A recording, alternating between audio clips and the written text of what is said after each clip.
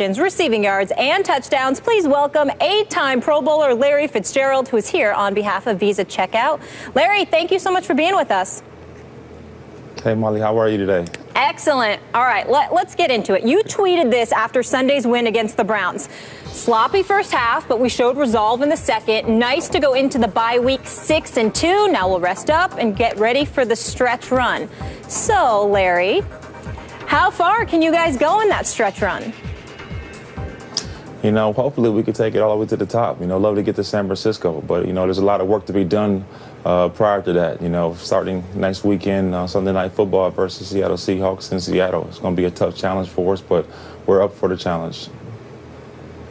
Larry, I'm wondering what this year is like for you personally. Over the last 3 years, you didn't have a 1,000-yard season when you had at least a 1,000-yard season the previous 5. And already, after 784 yards receiving last year, halfway mark, you're already at 706. You seem to be having, you know, some sort of a resurrection. What's been going on, and how good are you feeling about how you've performed this season? Well, Stephen, it's always great to be able to have some personal success, but, you know, at this point in my career, it's all about the team success, to be honest with you. I mean, the personal accolades have done it, you know, but, you know, to be able to have a team that has the opportunity to compete for something that's truly special is what it's all about. Having Carson Palmer back healthy, having Chris Johnson balling out, having John Brown and Michael Floyd doing their thing with me, I mean, it makes it that much more fun. Larry, I got a question I've always wanted to ask you about the way you carry yourself. I think it's fair to say that you are less of a diva than many of the players that play your position in the National Football League, many of the other star receivers. Why is that? Give us some insight into that. Skip, I'm just as much as a diva as those other guys. I just mask it a little bit better. I want my touches just like everybody else does, but I never put myself in front of my teammates. I think it's important that as a leader, you always show, you know, that you're willing to watch other guys have success. So when Smoke and John Brown and Chris Johnson makes long runs and other guys have success, I mean, those are my boys. I see them working every single day to have that success, and I really am happy for them. You know, but I still want to get my opportunities too, though. And I realize you have an ego like everybody else, but do you think, Larry, it had something to do with the way you were raised?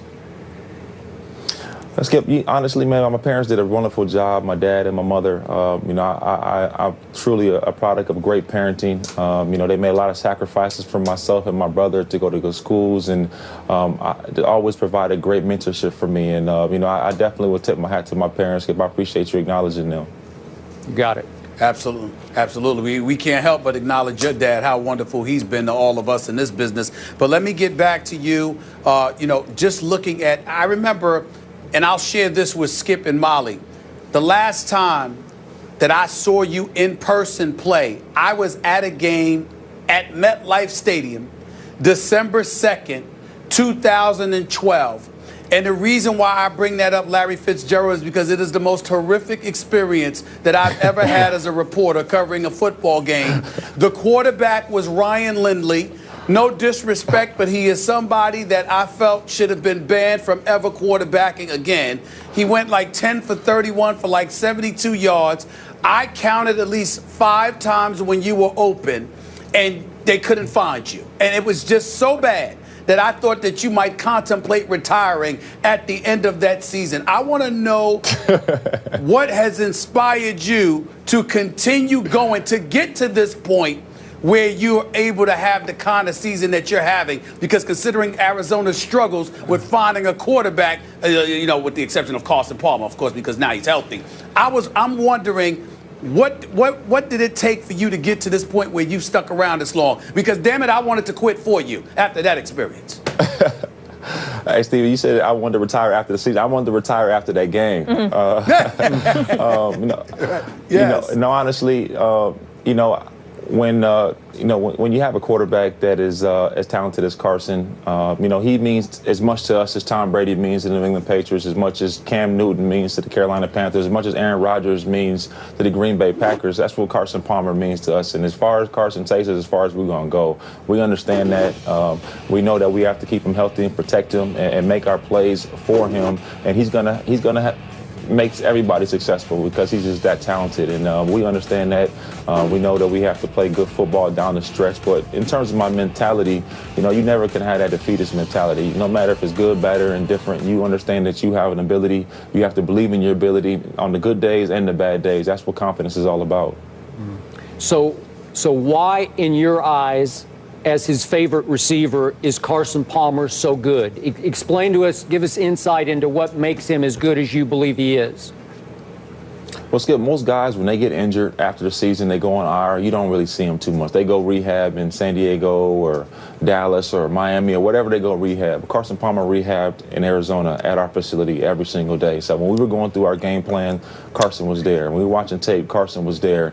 He was involved in every single day-to-day operation. Only thing he did not do was go out into the practice field. But from a mental standpoint, he was with us. And I think that really helped, you know, him in terms of really understanding what Coach Arians was expecting of him. And it really just made everybody just love him that much more because he didn't have to be there.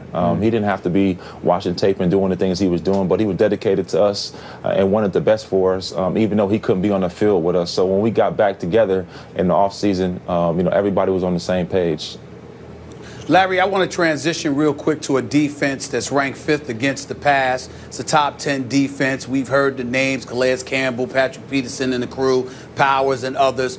But I got to give some love to Tyrann Mathieu, the Honey Badger, because I got to tell you, he's second on the team in tackles. We all know about his checkered pass at LSU. There seems to have been like I don't know what to call it, but boy, does this kid deserve a lot of credit. He's always around the football. We knew that coming out of LSU. He can really play the game, but it seems to me like he's really grown up, to piggyback off of Skip, on the field as well as off the field. I want you to talk about him for a quick second and talk about the impact yourself, Bruce Arians, the whole Cardinals organization has had, because I think this kid is really special and we need to take a moment to give him some love. Well, Stephen, I think a lot of times this happens is when people evaluate guys, they say, oh, he did this, he made a mistake. How many people do you know that have never made a mistake before? There's nobody out there. Tyrann's one of the most special individuals you'll ever be around. His dedication and attitude is infectious among our locker room. He's a young guy, but he is definitely one of our true leaders in our team. We love his passion. We love his energy. We love his charisma, everything he brings to this ball club. You know, he leaves it out on the field every single day. And, you know, having him be a part of our team only makes us that more special because he's so dynamic. He can play corner, he can play nickel, he can play safety. He's one of our best blitzers, one of our best open field tacklers. He's so talented and what he can do for our ball club, and everybody recognizes that in his ability, and we're going to go far because of his ability. It's good to see him doing it not just in college, but at the NFL as well. Larry, thank you so much for the time on your bye week. Congrats on your personal success, the team success, and good luck down the stretch. You know we'll be watching. Thank you very much. You guys have a great day. All right, up next, Johnny Manziel will start tonight when the Browns face the undefeated Bengals in Cincinnati. We'll tell you what we expect from Johnny. That's next. Ryan Clark will join that.